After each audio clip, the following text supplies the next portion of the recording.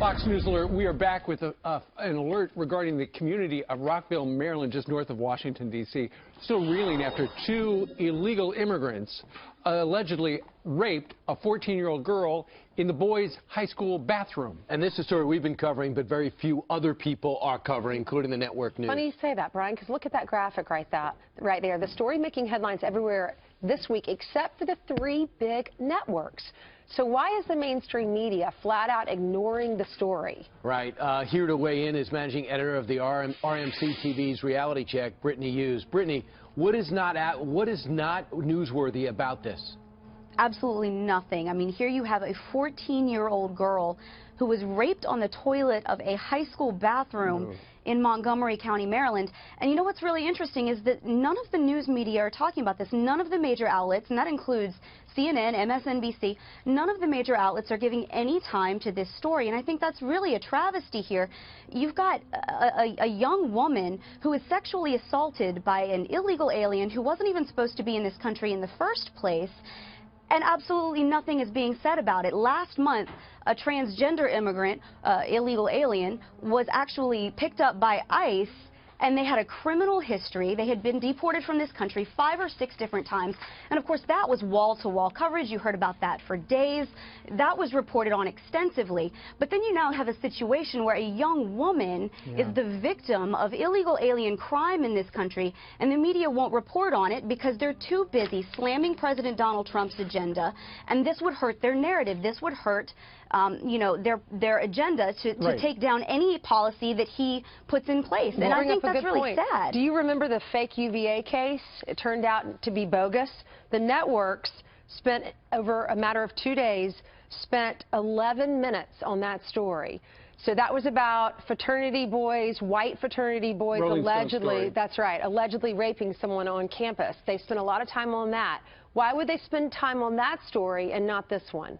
Because that fits an agenda. What is their agenda? Well, their agenda is a left-leaning liberal agenda. If you have a story, even if it's debunked on a campus that, you know, is an anti-man, you know, college rape case that you can run on and further a liberal agenda, then obviously that's exactly what the liberal media is going to do. If you have a case in this instance where you have someone who is the victim of illegal alien crime, and to report that story, well, that would lend credence to Donald Trump's new immigration policies. That would lend credence to those who say we need to tighten border security.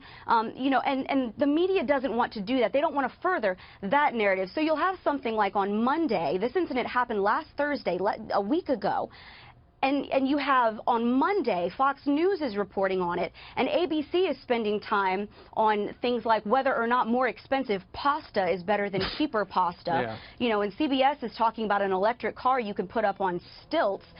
Apparently, this young woman, her life, what happened to her, the fact that she was a victim of bad liberal policies that failed her, that is not worthy of covering, but pasta is. I'm not sure how we've gotten to the point in this country where that's acceptable. As a woman, frankly, that offends me. Well, as an American, it offends me. Surely. And Brittany, when he was running for the nomination, Donald Trump made it very clear he was against sanctuary cities. And now, 4 days after this young woman was raped, the state of Maryland took the first steps in becoming a sanctuary state.